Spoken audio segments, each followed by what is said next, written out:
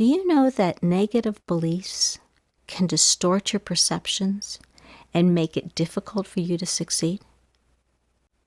Our fundamental beliefs about life and ourselves are downloaded automatically, like a tape recorder, into our subconscious mind simply by watching the behaviors, attitudes, and reactions of our parents, siblings, and peers in the first 6 years of our life.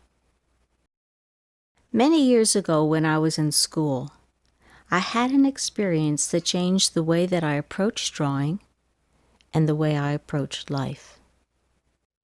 I was up late one night trying to finish a drawing that was due the next day. The piece was a black and white optical illusion done in pen and ink. I had to really concentrate because one incorrect placement of black ink would destroy the whole illusion. In an attempt to not make a mistake, I instinctively slowed down my breathing and began paying attention to every movement I made. In this heightened state of awareness, I began to see that my body responded differently when I drew a curved line than when I drew a straight line. Then I noticed that my body also responded differently when I drew a line from one direction versus the other. I didn't know why this was happening, but I was definitely fascinated. In hopes of finding some answers, I began reading the biographies of artists I had always admired. I wanted to know how drawing a line could affect the way I felt. I discovered that many artists had similar experiences while drawing, and some of them purposely encouraged the experience because they felt it helped them find new solutions and think more clearly.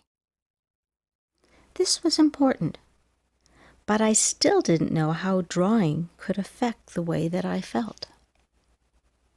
I began exploring kinesiology, the study of the mechanics of motion, or how the body moves.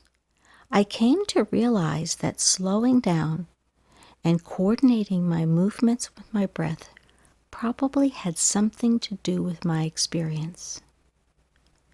But did the line itself make a difference? Or was there another cause? In 1989, I met Dr. Bruce Lipton, author of The Biology of Belief. At the time, Dr. Lipton was a fellow in pathology at Stanford Medical School. It was during this time that he proved in a lab that it was our beliefs, not our genes, that controlled our cellular biology. And when you change your beliefs, you can change your whole life.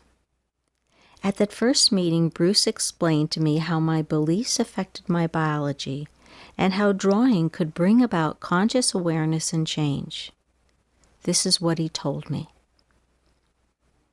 Our mind actually consists of two minds, the subconscious mind and the conscious mind. They were designed to work together in tandem. Our fundamental beliefs about life and ourselves are downloaded automatically, like a tape recorder, into our subconscious mind simply by watching the behaviors, attitudes, and reactions of our parents, siblings, and peers in the first 6 years of our life. No thinking takes place in this part of our mind. It just reacts and responds with the behavior it has learned. The subconscious mind turns on behavior automatically without you even thinking about it. These reactions can make it easy, hard, or even impossible for you to succeed. When we are not paying attention, our conscious mind is not even aware of what the subconscious mind is doing. We can only see the results of our subconscious beliefs. The other function of your subconscious mind is to make sure your experience of life is consistent with your stored beliefs. So if I was told I was average, and that belief was in my subconscious mind, my mind would not allow me to exceed average. Because if I did, it would contradict its stored belief. So no matter how hard I tried, my subconscious mind would only create average, even if it wasn't true. That is, until I became aware of the real source of my problem and changed that belief in my subconscious mind. Your conscious mind helps you think, problem solve, create, and express yourself. After your first 6 years of life, your conscious mind becomes functional. If allowed to develop, it becomes very good at looking at things and saying, is there another solution or another way to see this picture? If you don't have a conscious mind, there is no other way to see the picture. You accept what you are told is fact. When anyone encourages you to ask why, they are helping you exercise and strengthen your conscious mind. On the other hand, when somebody says, don't ask so many questions, then they are discouraging the development of this part of your mind. Art, music, and real science, the exploring part, expands and helps develop your conscious mind. This is because they encourage you to be curious, create, and explore. The possibilities and solutions are infinite. Your conscious mind also has the unique ability to focus on a task and suspend the subconscious belief that controlled that task. Then you're running on live time, which means you can now choose to approach the situation differently and create the result you really want. On the other hand, when you're not paying attention, your subconscious mind, which is much larger than the conscious mind and 1,000,000 times faster, takes over and runs the show based on its stored beliefs. Do you know that drawing simple lines or even scribbling can help you achieve your goals? In an attempt to avoid making a mistake, I had slowed down and began focusing on every movement my body made. As I inked the drawing, my mind became quiet and my negative thoughts disappeared. I felt clear, happy, and content. What I didn't realize then was that this change came from my conscious mind suspending my negative beliefs. Imagine you're sitting in the driver's seat of a car. In front of you is the dashboard, and on the dashboard are some gauges. These gauges let you know what is happening inside the engine of the car. If you pay attention to these gauges, the car will perform better and run longer. Our emotions are like gauges for our body. They let us know when something is good or disruptive for our body, just like the gauges on the dashboard. When we pay attention to our emotions, it's easier for us to succeed. My emotions guided me through that drawing experience I had in school and helped me be successful. When we feel angry and frustrated, the experience is similar to the temperature gauge on the dashboard of the car going into the red.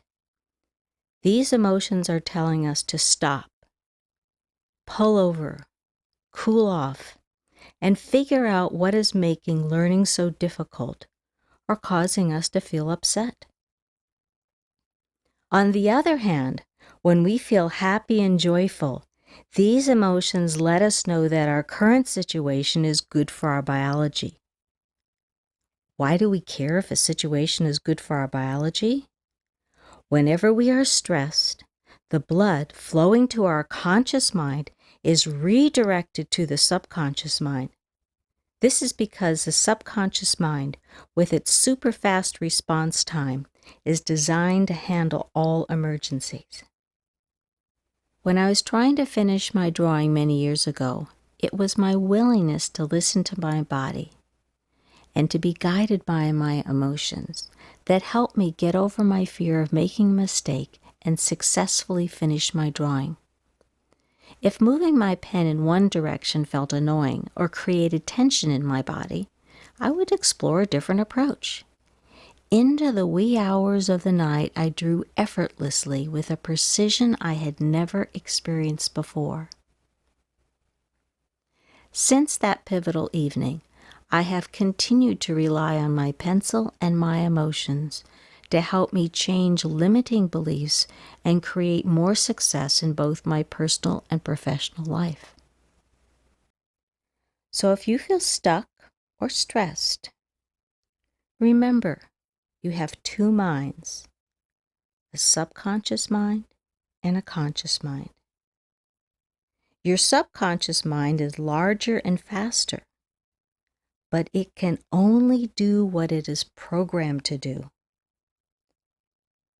Your conscious mind is smaller and slower, but it can figure out and create anything. When we are stressed, our subconscious mind automatically takes over. Curiosity, creativity, and relaxation turn on your conscious mind. If you're listening to your emotions, you will know when your body is stressed. When that happens, just pick up your pencil or crayon and give your system a break with drawing, scribbling, or doodling. The experience is similar to hitting the refresh button on your computer. The I Create What I Believe program was designed to help you understand how stress affects your mind and give you effective tools to de-stress your body in almost any situation. Whether you think you can or you think you can't, you're right.